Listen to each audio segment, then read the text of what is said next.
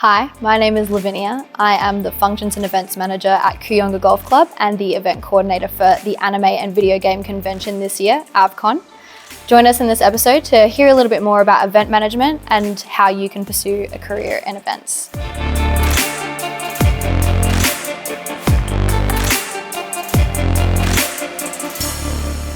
Hello.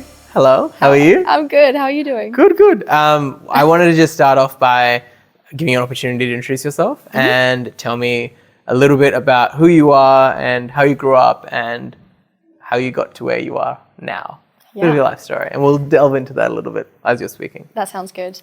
Well, my name is Lavinia. I am an event manager, currently the Functions and Event Manager at a golf club here in South Australia, Kooyonga Golf Club, which is amazing to work at. I'm also the event coordinator for this year's anime and video game convention, which I'm very excited about. And it's something that is completely new to me. I'm doing it for the first time. So it's been a huge learning curve, which I'd be excited to tell you about. I'm 25 years old and I am super passionate about my work, which is something that I think I'm very grateful for because I was very lucky and fortunate enough to know what I wanted to do from a pretty young age.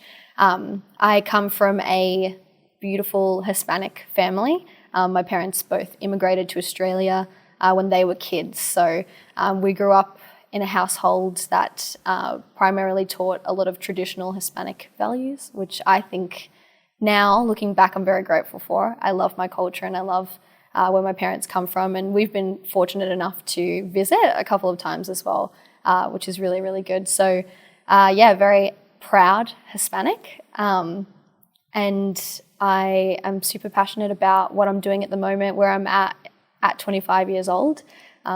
So I think that that's actually a huge blessing to be happy with where I'm at in life right now. Yeah, amazing. So that's a really good summary.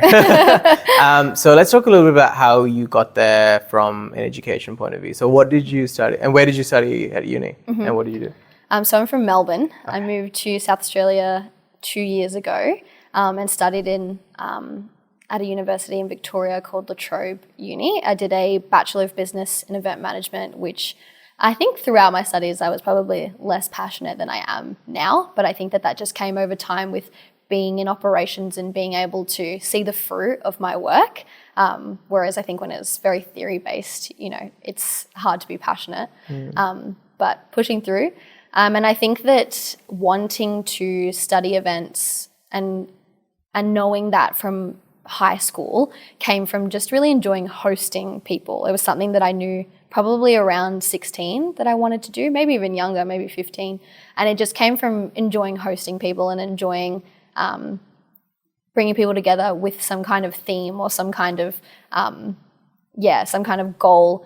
I got really into murder mystery parties. I don't know if you've ever been to a murder mystery party. I've never been, but I've heard of them. They're used to host them. Wow. Yeah, super, super fun. I would totally recommend doing it. So essentially everyone is invited and they get a character pack. It's usually something that you can purchase, or if you're brave enough, you can write it yourself.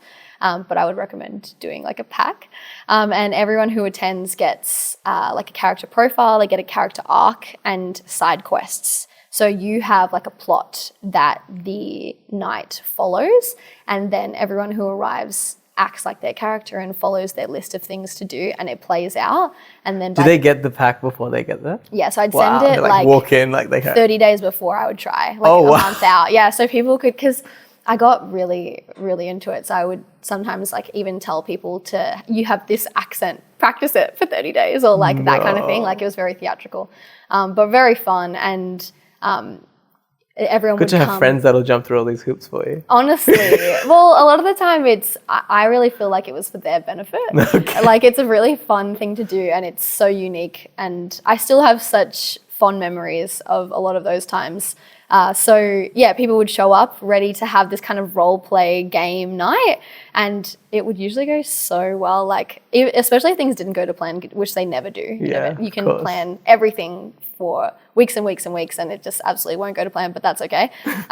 It's still some of the most fun events that I've planned up until now, because it's just your friends. That's amazing. Acting like characters and having this thing play out and trying to discover who a murderer is. Yeah. Yeah. When you were talking about uni, what kind of what did you take out of uni that was probably, obviously you learn a lot at uni and you don't use a lot of it because it's very broad. Absolutely. But what's something that you do actually use and that you learned from uni that you would recommend for that aspect of that business degree for what you do?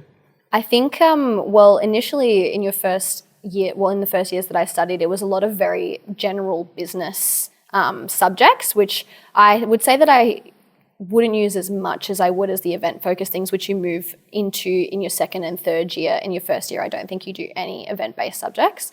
And so a lot of those just have great little pieces of information, which I still go back to now. So I still have textbooks and I still have notes and things that I would go back to. One of the ones that I actually probably read only 6 months ago over again was my final project. So in your final project, you have to do like an event as the project, and you spend probably half of the year on it and go through all of the small parts of the event. And then if you're lucky enough, you can put it on. So I actually did put mine on. It was a community Christmas fair in Burwood, which was fantastic. And my uni mentor, uni lecturer actually came, which was amazing, graded me on it.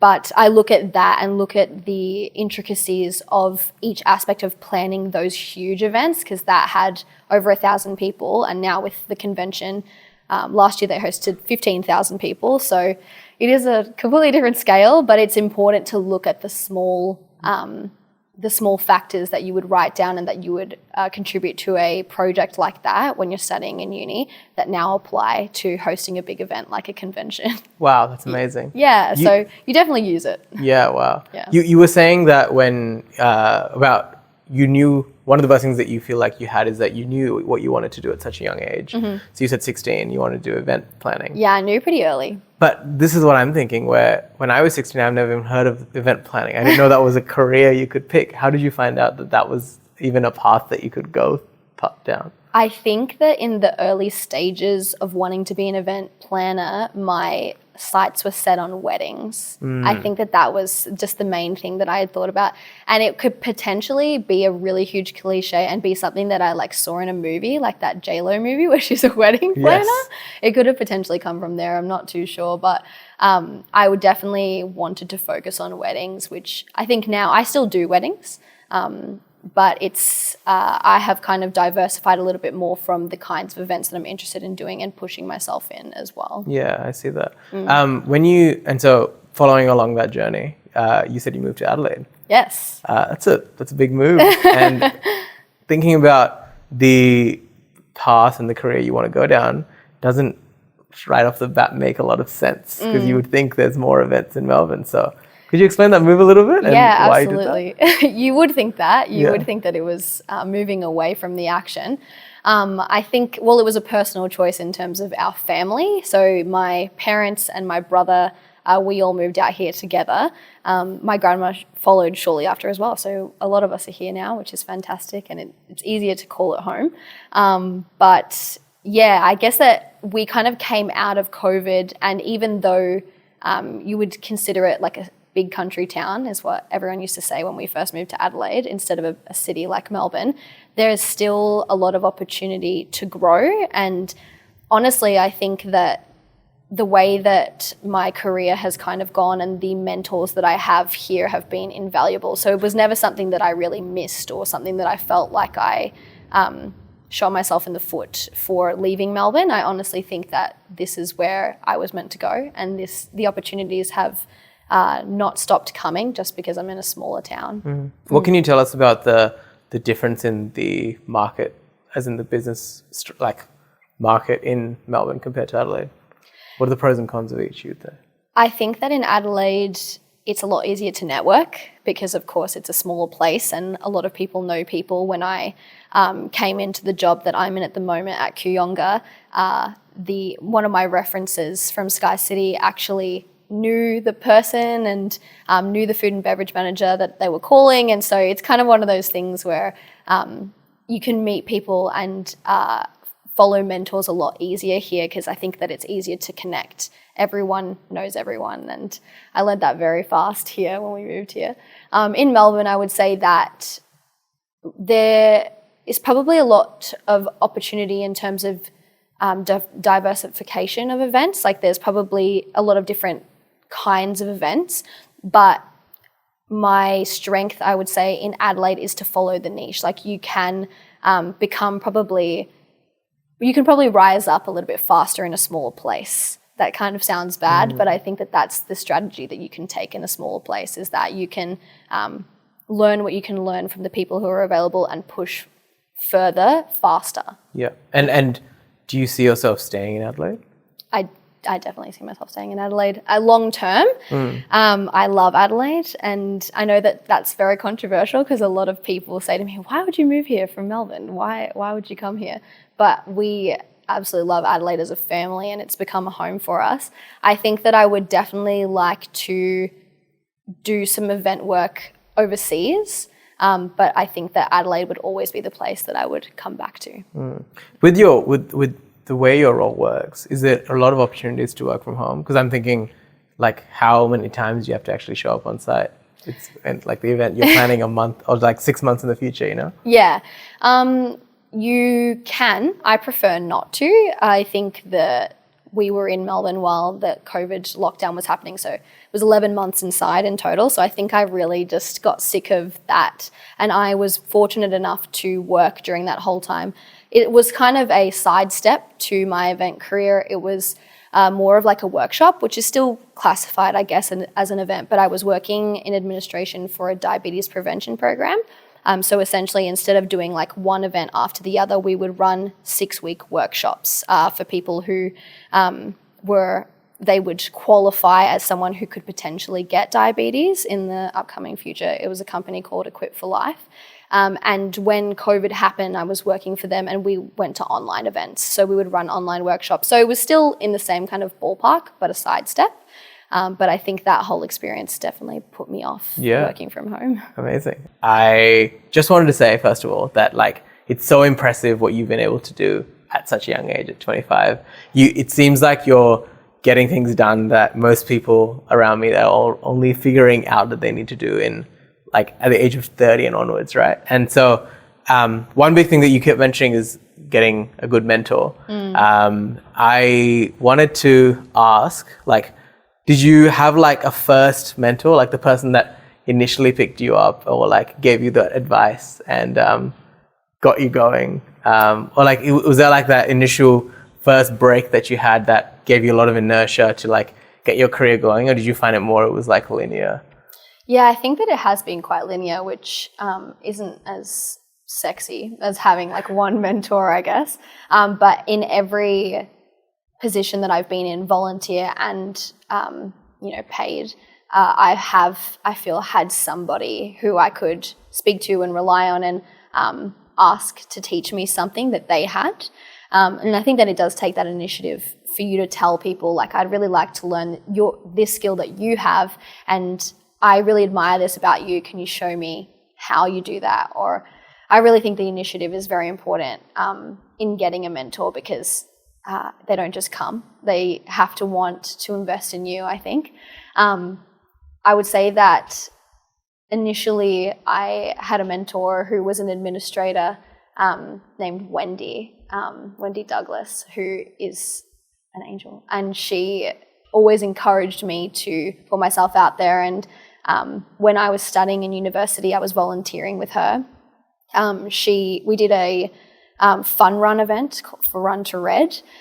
We also did a charity ball for that event, and then the Christmas fair, which I did as my final project in university. And she was alongside me actually for all of that. And even throughout my studies, always encouraged me to push and learn more. And she was the first person I feel professionally, even though it was a volunteer role, that took time to really sit with me and teach me skills. And I think that was probably the person that initially spent that time with me. And progressively from there, I've had that kind of relationship with somebody at every place that I've worked. Moving into the wine industries after that, there were people at every single winery that I felt invested in me and took the time out to teach me skills well, not just a training that you get on one day and expect you to know everything, like an actual spend some time with you. And I think that that's what a mentor is and should do. Yeah. And then when I moved to SkyCity, I felt like that was probably the next level. We had an event manager at SkyCity here named Raj, who is just a seamless event manager, honestly, just handles everything so brilliantly. At SkyCity, you're often doing multiple events in one day. Sometimes you would have 3 or 4 in one day, and it was very hectic to manage. But the management team there is so strong, and Raj in particular just has this, just a seamless nature of doing events. And I feel, and the team at SkyCity definitely gave me that push and definitely brought me to another level after I worked there, to be organised and be on the ball and all of the skills that you need to really execute events at a high level. The team at SkyCity definitely has that. So it sounds like you've got a lot of mentors and you had it over the course of your career. Mm-hmm. What advice could you give to our audience of like, how do they find a good mentor? What have you tried? What's worked? I think that having a good mentor should be somebody that you would want to be in 5 years. I think that if you're looking for a job or if you're searching for a new workplace, something that I always keep in mind is the person that's leading you. Would you like to be in their position in the future? Because if the answer is yes, you're probably on the right track. The food and beverage manager that we have at my job at the moment, she has an enormous amount of experience. She's been in the industry for so long and worked for wineries, and she actually worked on a Disney cruise, which is amazing. And when I interviewed with her initially for the job that I'm in at the moment, I thought that exact thought and thought she's somebody that I would want to be like. She's somebody that I could absolutely learn from. And I think that when you have those thoughts about somebody else's career, that's the kind of person that you should ask to mentor you. And I think if you invest time in those kind of people, they'll want to invest time in you as well. Yeah, and what do you, how would you say people that are much higher up in their career, how do they take being asked to be a mentor essentially? Mm-hmm. Do you feel like they are happy to help most of the time, or do you feel they're a bit colder and busy? Obviously, they're very busy. Like, how do they find time? I think that in my experience, people are generally very happy to pass on what they have to you. I think that something that I've learned as a manager now is that you learn and get better when you're teaching. So if you're training someone or teaching somebody how to do a certain skill, it sharpens your ability to do that skill. And I think that people who are at a high level and people that you would probably want as a mentor are definitely aware of that, and they can see their own benefit and also the benefit of helping someone and passing on what they have worked for to somebody else as well. Yeah, awesome. That's a really good segment there. Going back to your career and what you've done, mm-hmm. You mentioned you did some volunteer roles as well. Yeah. Do you think in the industry that you're in, you have to do a lot of volunteer work before you can start getting paid to do it? Or like, do you feel like you have to prove yourself a little bit, or did you find it quite easy to get work straight away after finishing? I think there's always work in hospitality and in events. I think that you don't have to volunteer, but I would recommend that to anybody who wants to pursue a career in event management, just because it's such a versatile role, and to have sharp skills in multiple different kinds of events and different areas of event operations and planning is going to set you apart. So I think that every volunteer role that I've done, including the anime convention that I'm a part of at the moment, it makes you better. It challenges you to do something that you probably haven't done before. And I think that is something that's really important when you're trying to get to a high level of any industry, but in events especially, because if you're doing the same event over and over, I just think for me personally, it doesn't interest me to continue to just do weddings or just do, member functions, corporate events. To pursue other kinds of event management, I think is something that I really enjoy. And I would hope that other people who want to pursue event management would also enjoy doing different things every event that they plan. What's the best thing about your job? Why do you love it so much? Gosh, I love my job. And I just feel very fortunate that I get to. But I would say the best part of my job at the moment is every time that I think of like the memories that I really enjoy, a lot of the time it's because they've been so specific and it's been people brought together by a theme or some specific goal. Something that comes to mind, which is one of my favorite memories, was a birthday that some friends of mine planned for me before I left Melbourne. It was kind of a farewell and also a birthday where they just tailored every single detail to me. It was a scavenger hunt and it had Pride and Prejudice quotes and The Office quotes, and they actually performed a dance from Pride and Prejudice, like multiple of my closest friends and my brother as well. And I think that the details of those kinds of things make it so memorable and make it something that you hold on to forever. And I think that a lot of events do that for people, like the anime convention specifically does that for people. There are people that I've spoken to since I've joined that team that have talked about opening ceremonies that they saw in 2013, like that they have been fans of for many, many years. And weddings, of course, is a huge part of that. Corporate golf events, people remember forever and they talk about forever, especially if there's a mechanical bull there. So I think that there's just a huge joy that comes out of orchestrating the details of somebody's perfect day. Yeah. Wow, that's amazing. So we've talked a lot about what you've done and how you've got here. What about your goals and the future? I don't know. I think the career path you've chosen doesn't seem to have a clear way forward. It's not a path traveled by many, which means you get to kind of dig your own path a little bit. Do you know where you want to go, where you want to be, what you want to do? Yes, I have a specific goal in mind that I'd like to be at in 10 years, an organization that I'd like to work for. But I think that there are so many versions of the future that I would be thrilled to live in so many different kinds of events I'd be happy to work with, or companies that I'd be happy to work for. So I am excited about the idea of moving forward and moving up in event management, wherever that takes me. But I definitely do have a goal in mind for 10 years, and it's something that I am constantly planning. I'm a big believer that the things that you dream for aren't just things that you should hope for, they're things that you should plan for. So I'm planning to get there, and I'm planning how I'm going to get there pretty strategically. Of course, I'm an event planner, so the details matter.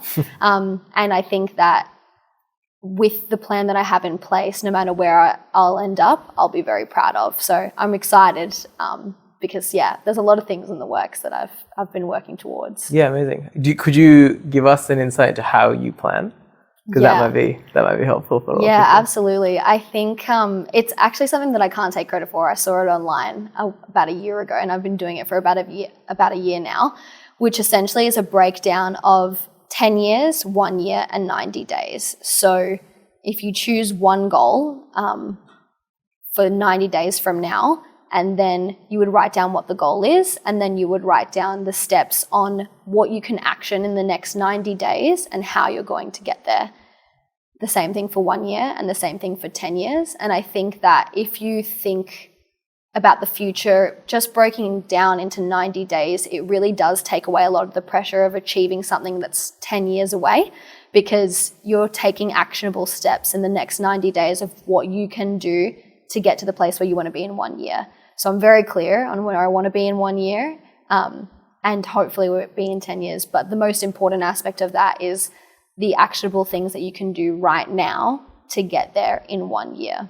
And it's been very helpful for me looking back, because of course I've done it for a year now, and look back at the plans that I wrote a year ago and the place that I'm at now, and I reached exactly where I wanted to reach, not because I was hoping that it would happen, but because I was planning how exactly am I going to get there. Yeah, that's really interesting. You answered my question, which was, did you stick to your plan? And so yeah, I did stick to it, and I'm very proud of where I got to. Yeah, so I want to just know that in detail as well. So you have a 10-year plan, and you break it down into 1-year segments. And then do you also do the 90 days for the whole 10 years, or is it like every 90 days you do another 90 days? Or That's right. So you do just a 10-year plan. So where do I want to be in 10 years? I want to work for this association that I mentioned before, and I want to be doing this specific role for a global event that association puts on. Then in 1 year's time, I want to be in the same role, but I want to have, this skill, that skill. I want to have achieved this with my team. I want my team to be at this point and detail that. And then to achieve that in 1 year, what can I action in the next 90 days? How can I get my team up to that standard? How can I start learning the skills that I want to have in 1 year? So the 10-year thing is kind of like, it's there, but you're not planning for it. It's just what you can take right now in these very attainable 90 days to get to the 1 year. Yeah. And the 10 years is just kind of in the rearview mirror. Yeah. You mentioned something earlier that you can plan for everything and it doesn't always go according to the plan. This is true. What room have you put into this for like flexibility of chaos in life? Because life is chaotic and you can't, account for it. Yeah, absolutely. I think that's one of the key things that you learn very early in the event industry, is that you can absolutely plan every single detail and be so ready, and still things will go wrong. So it's something that I have definitely accounted for in this plan. But like I said, I'd be happy to, in 10 years, be working for a different company in a different position.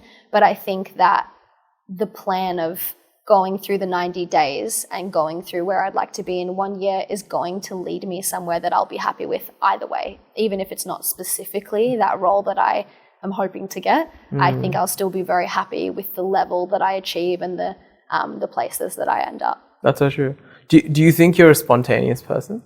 Absolutely not. No? Absolutely not. No, I'm a planner by nature. I do not like just going and doing things and not having a plan. And a lot of the times when friends and things want to go camping or want to go on trips and things like that, I really struggle with, let's just not plan and go with the flow. I do not like that. Because I feel like I'm the opposite of you, where I am a spontaneous person, but I've had to try to figure out how to be a planner. Yes. Which has been really difficult. But then the way I plan is I leave a lot of room for just flexibility, because I don't know what's going to happen. You have to.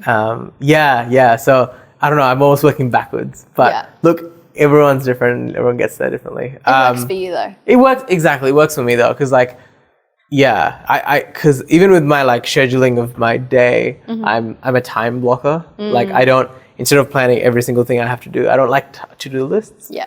I just block, because I do a lot of different things. So if I just go, it's almost like I lean on myself a little bit. So if I go, I have a 2-hour block, I need to work on the podcast.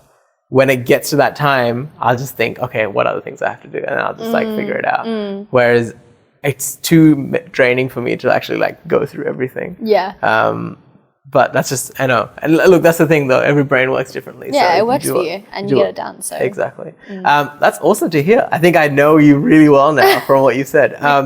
Let's talk about a little bit of what you've done so far in terms of a professional point of view. So you said you moved to Adelaide. Was and you mentioned SkyCity a lot. Was it the first place that you started at when you moved here? I started in the wine industry, actually. Oh, yes, right. So I did a couple of stints in a few wineries, and I worked on the team there. So I wasn't in leadership at any of the wineries that I worked at, but just worked on event teams. So doing weddings and participating in corporate events and awards nights and those kinds of things, which I think is really important actually to learn the skills that you're asking of your team when you come to be a manager.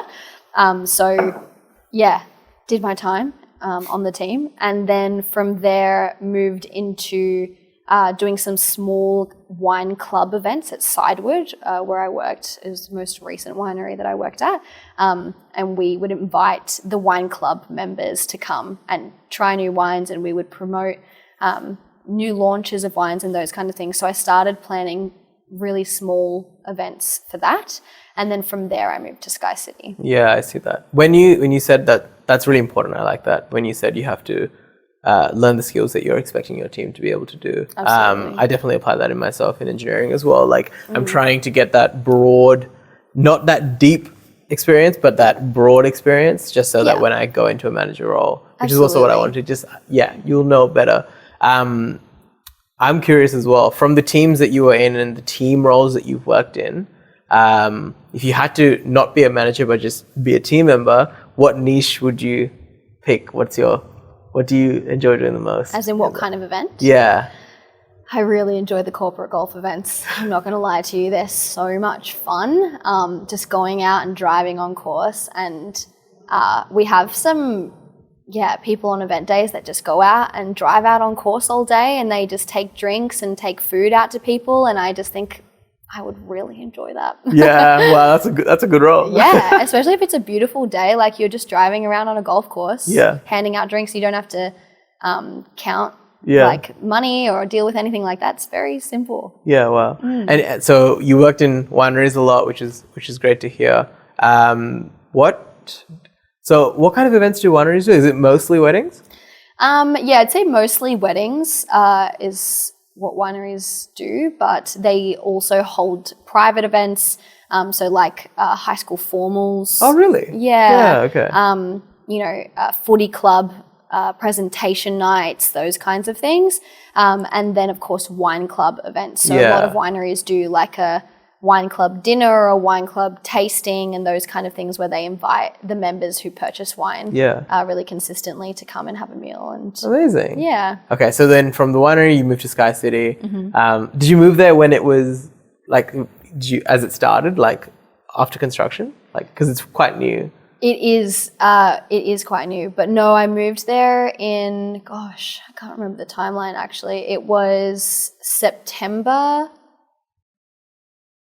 Oh my gosh, potentially 2 years ago, or September of 2022 or 20. I'm actually not sure.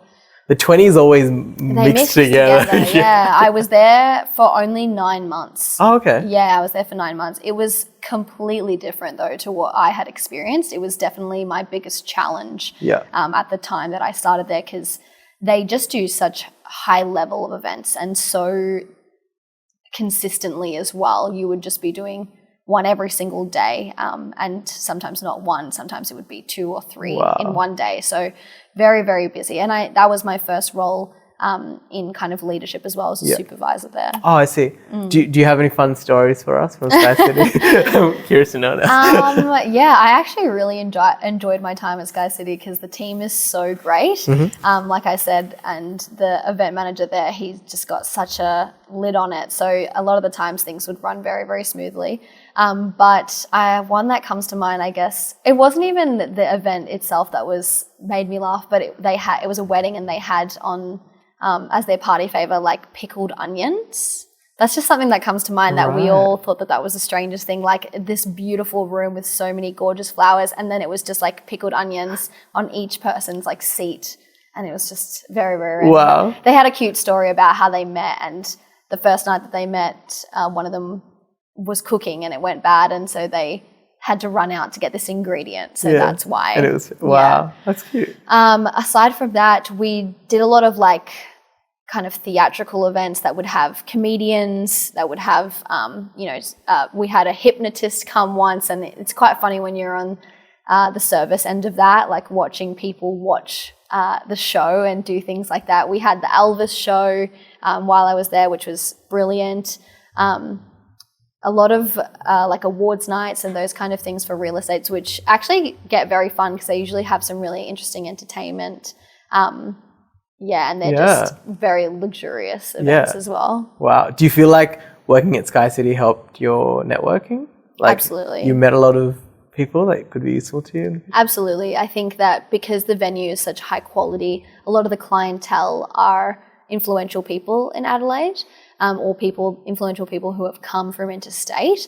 And so it definitely allows for you to meet, the influential people and the people that you would want to have as clients for sure. Yeah, wow. Do you think, I mean, I'm just trying to build a story here. The last thing I probably want to know is, do you think you're an introvert or an extrovert? I'm definitely an extrovert. Yeah? Yeah, absolutely. And I think that you don't have to be an event manager, but I think that it does help with the role, because especially when you're in operations and planning, because you have to sell the product, you have to sell the venue. And so I think that it comes a lot easier if you're an extrovert. Yeah. Do you feel like, and this was a question we asked in I think 2 episodes ago, which I really liked, being an extrovert, do you feel like people drain you of energy or you give people energy? It's a great question, Vision. I think I'm not sure that I give people energy, but I definitely feel energized being around people. Yes. I think that that's where I flourish, and that's where I'd like to be. I think that's another reason why I wouldn't like to work from home. So yeah, I think that it's a really great role for somebody who enjoys going out and talking to people, because it's a very social job. Yeah, that's amazing. Awesome. So SkyCity was great. And what kind of made you want to make the move to the golf course? I think it was essentially just a progression in terms of leadership. Like I said, I was a supervisor at SkyCity, which taught me so much and really pushed me and sharpened a lot of the skills that I had learned in the other roles that I had done. But I definitely wanted to move into management and being a manager, so I saw an opportunity and went for it. Yeah. And what's your role and what's the golf course? I am the functions and events manager at Kooyonga Golf Club, which is a private golf club here near the Adelaide airport. Yeah. And so what kind of events do you know? I think you mentioned corporate golf days quite a bit. So could you give us a bit more information about that? Like I've never heard of that before. Yeah, absolutely. Corporate golf days are so fun, and it's not something that I ever thought about until I worked at a golf club. But essentially, a lot of businesses will come to the course and they will pay for either their staff or their sponsors to come and play a round of golf. That usually requires a lot of planning, more so because they have probably 100 to 180 people teeing off at once. So a lot of work to get that organisation, golf carts, those kinds of things.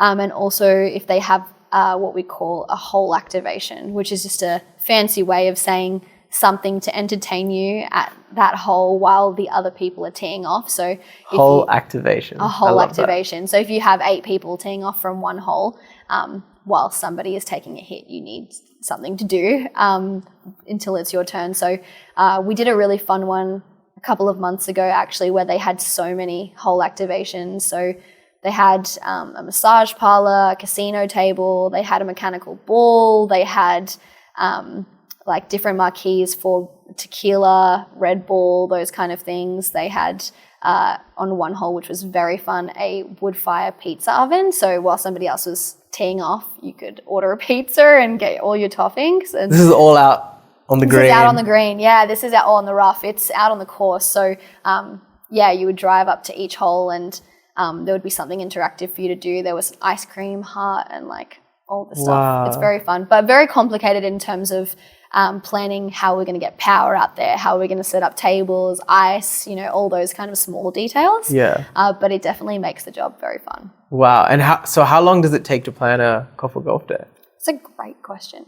It really depends. Sometimes there's a lot of returning companies, so they like to stick to what they have done in previous years. So you can usually defer to what has happened. I would say that it probably takes a couple of weeks, but it's a lot of team power. So it's not just myself organising those events. We have multiple people in food and beverage, and then also on the golf operations side to make sure what kind of competition they have. It's usually Ambrose and where they start and their golf clubs and if they're hiring clubs and those kinds of things. So it's a lot of moving parts with the corporate golf days, but they are definitely one of my favourite parts of my role now. That's amazing. How big is your team?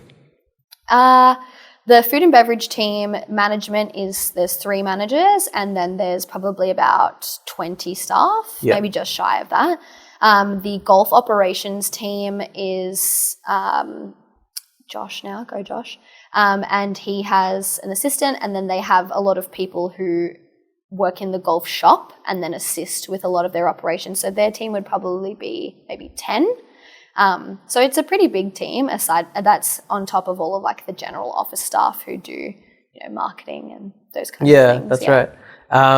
That's amazing. So other than the golf, you did mention the AVCON as well that you were working with. Yes. How did that come up? Because that's not a full-time role though. Because this is your volunteer. Oh, it's a volunteer role. Yeah, that's a volunteer So you're role. still volunteering. Yes. Wow. Very passionate. Still volunteering. Still trying to get more skills and become better, I guess. So like I said, volunteering is a very important part of that.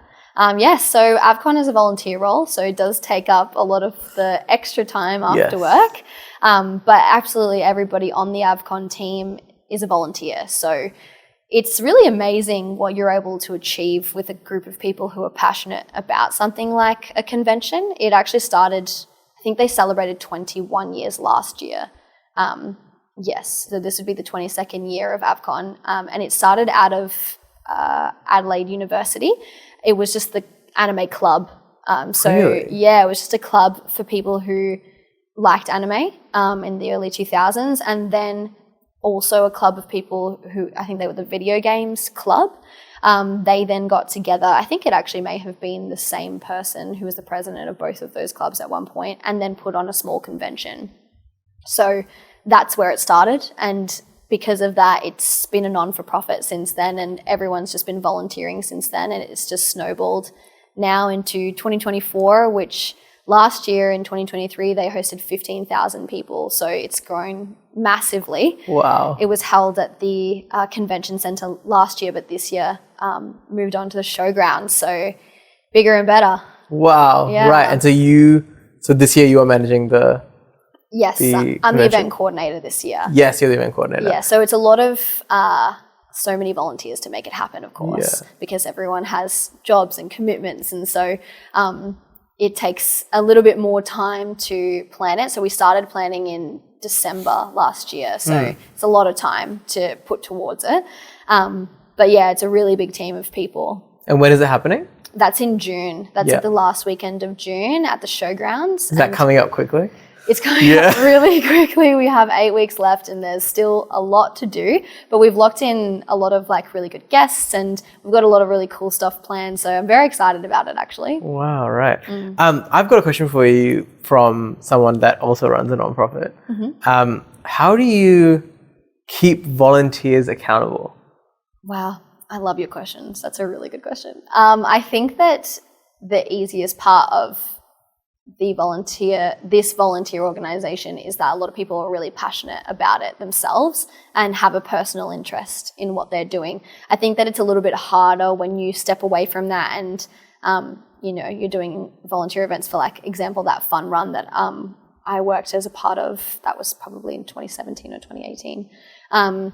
But I think that it's about the leadership style and creating an environment where people are excited to volunteer and they're excited to be there. And I think that it also comes with encouraging people to take ownership of what they're doing, so they know that what they're contributing isn't just it's seen and it's heard and it's valuable. So I think that keeping volunteers engaged has a lot to do with autonomy and making sure that everybody knows how much that impacts the running of an event. I see that. And oftentimes volunteer organizations are made out of committees. And committees are synonymous for being slow moving. How do you, I don't know, have you had that experience of slow committees, like people not agreeing on things? Yeah. And how do you navigate that? It's tough when everyone's a volunteer and there's nobody who's paid and there's no one who kind of, I guess, has the final word. With AVCON, it's a little bit different because they have 4 people who are elected in.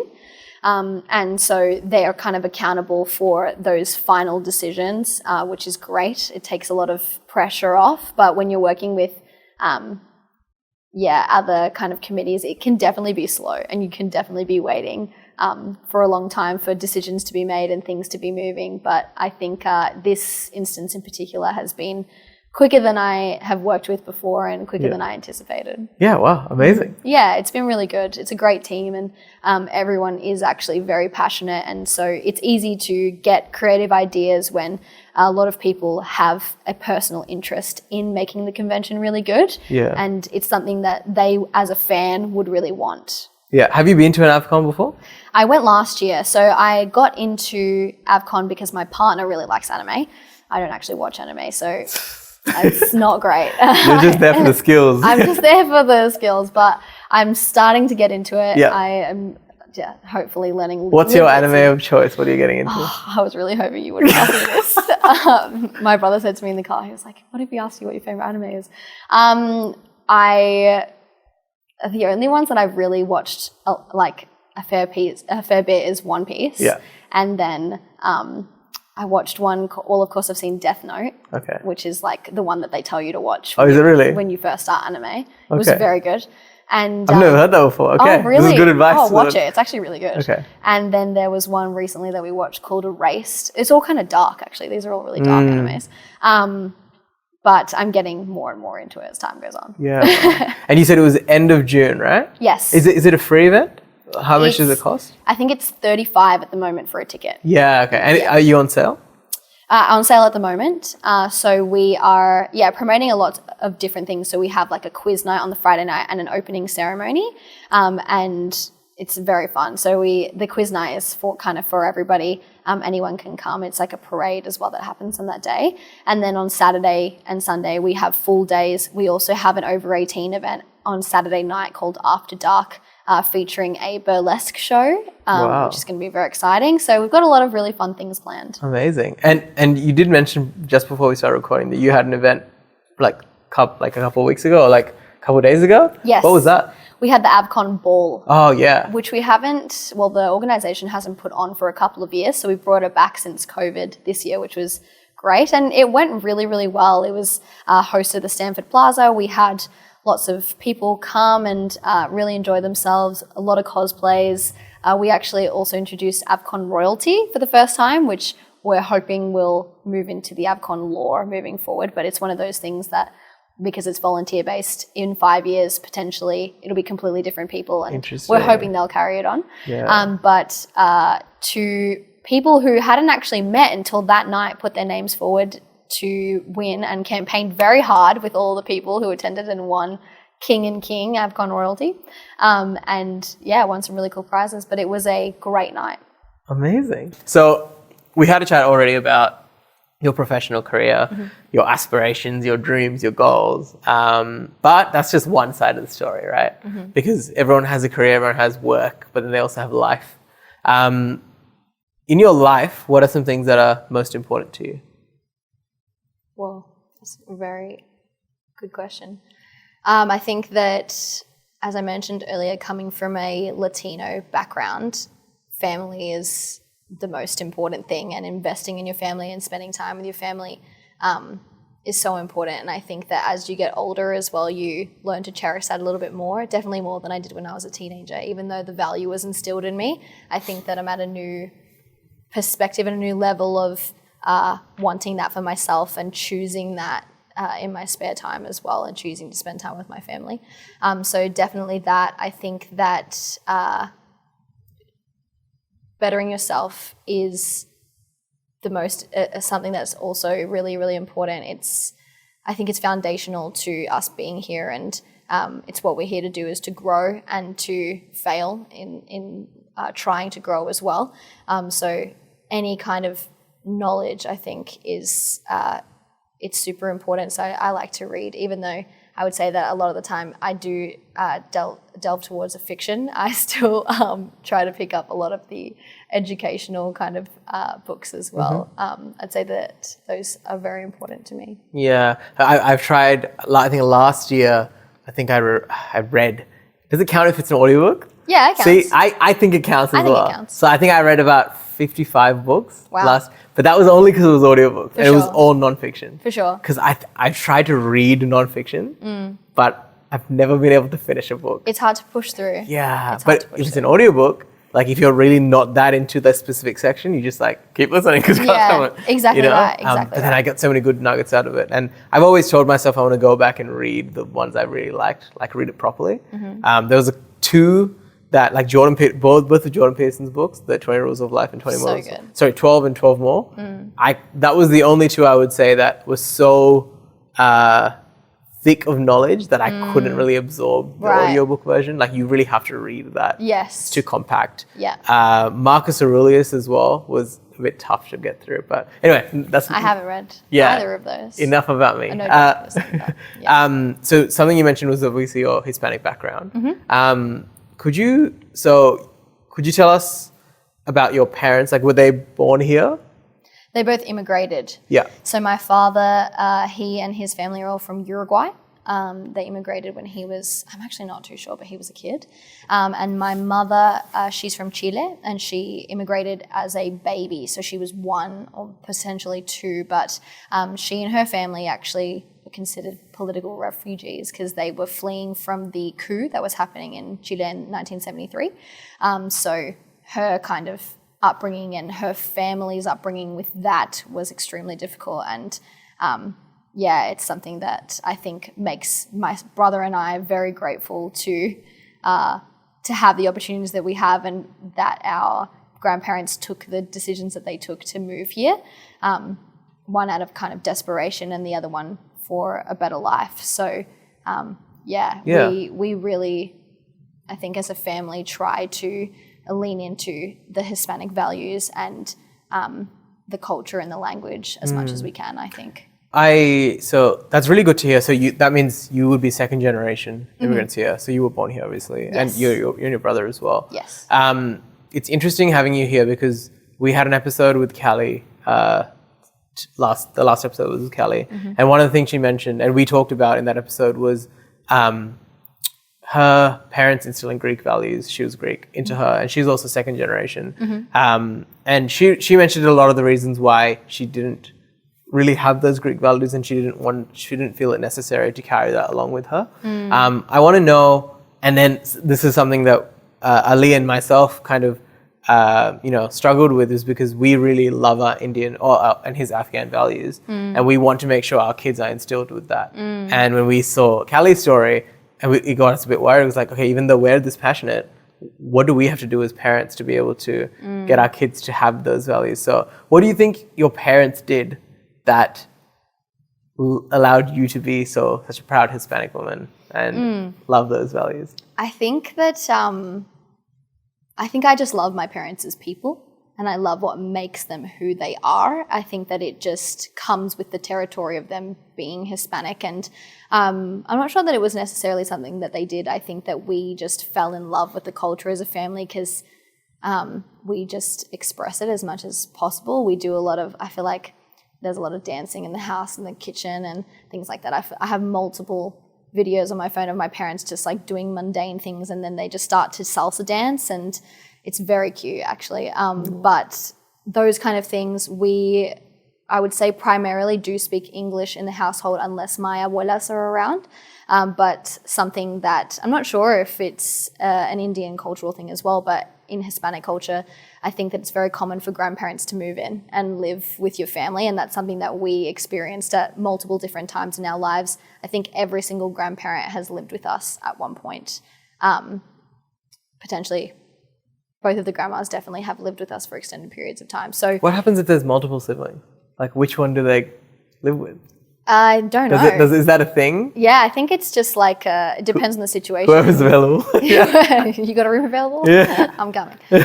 No, so yeah, I think it could potentially have something to do with that. Or my mother actually is the only Latina on my dad's side of like the wives. So I think that could have had, there was a comfort in that potentially. I'm not too sure, but I would assume so. And then, on my dad's side, I think it was that. And on my mum's side, it's a daughter, mother-daughter thing. You move in with your daughter, I think, primarily, because it's like a comfortable thing. They take care of you probably a little bit more.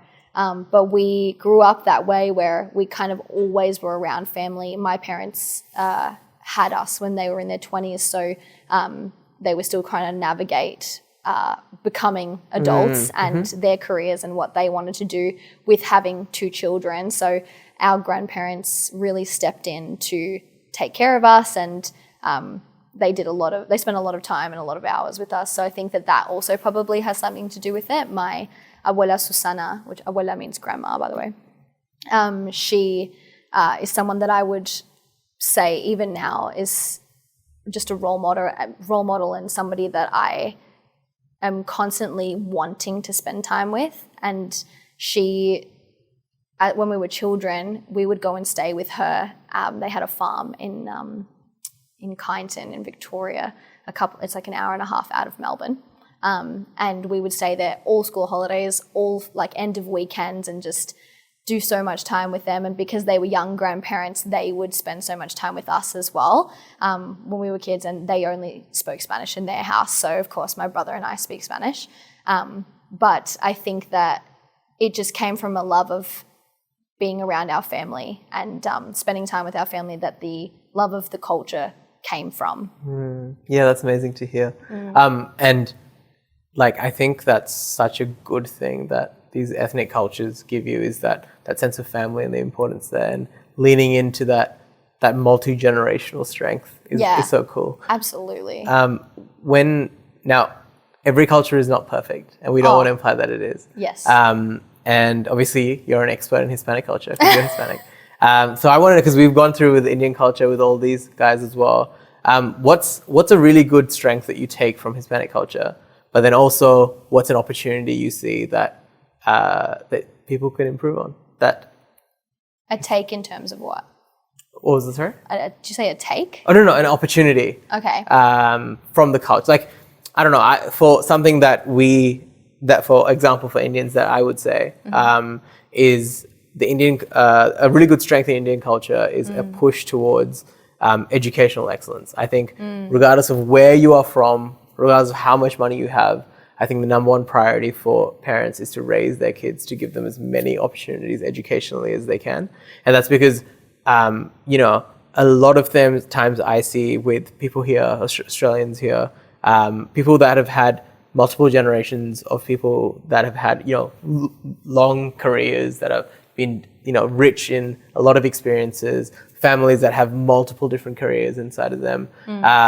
They get to lean into their family for career help and things like that. Yes. Where I think in Indian culture, a lot of the times you're the first person going to university.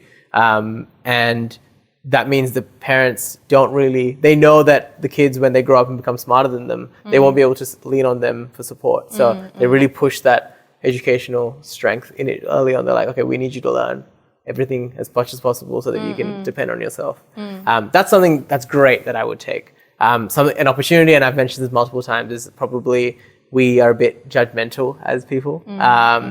And that's an opportunity that we definitely can improve on. Right. That I see across the board. Yes. And so that's kind of what I was asking. What's a strength and an opportunity that you think? I think strength is definitely and I think some people could see it as a weakness, but in my perspective, it's definitely a strength, is being in touch with your emotions. I think that I always say that Hispanic people, I'm not sure how many Latinos, but they're highly emotional and highly superstitious, but that's a separate thing. But highly emotional in that they are able to let go of things because they feel them. I think that that's something that I've definitely noticed is different from Australian culture, is that everyone in my family is not afraid to talk about why they're upset. They're not afraid to be emotional and not afraid to say something that I think emotionally might make them look like a fool or be perceived as a fool. I think that a lot of the times, because of that, you're able to have conversations with people that are uncomfortable and essentially arguments that you don't want to have. But I think when people stop communicating, that's how really terrible things happen. So if you stop talking about something that you disagree on, that's how wars start and that's how marriages break down. And so I think that something that Latinos do very well is being open about those kinds of things and being emotional, because if you can't disagree with somebody and sit in a room with them and continue to have a relationship with them, then you don't really have a strong relationship.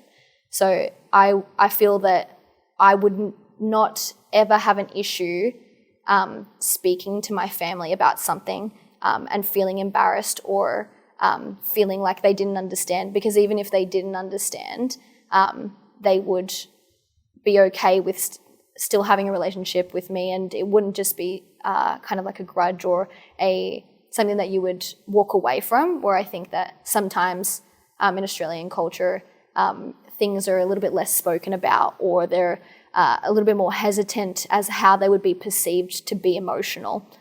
It's just something that has been my experience. I think that an opportunity, I mean, a judgmental thing definitely comes to mind with the Latinos as well. But I would say sometimes I think that we can probably be a little bit prideful with our culture, and I think that Hispanic people could probably indulge in other cultures a little bit more and be less kind of stuck in their own. I think that it's a pretty common thing that a lot of probably third generation Latinos that I know that live in Australia don't make an effort to indulge in the culture, learn the language, those kinds of things, and are just very okay with living in their own kind of secluded Hispanic bubble and not indulging in Australian culture, values, the English language, that kind of thing. Yeah, wow, that's really insightful. The first thing you said reminds me of the mental health crisis that we have. And that advice that you said that I think everyone can take from Hispanic culture, like you said, being in touch with your emotions, but more practically being more open with your words and speaking about things. I really like how you said that when people stop speaking is when a lot of bad things start to happen. I think that's so true. Absolutely. I think that, especially with men's mental health, it's an interesting conversation because in my experience, my brother and my father are people that I'm very close with, and I have seen both of them cry and seen both of them be vulnerable and emotional about things that are very personal, but without fear, knowing that their family is there to support them and that's what they're for.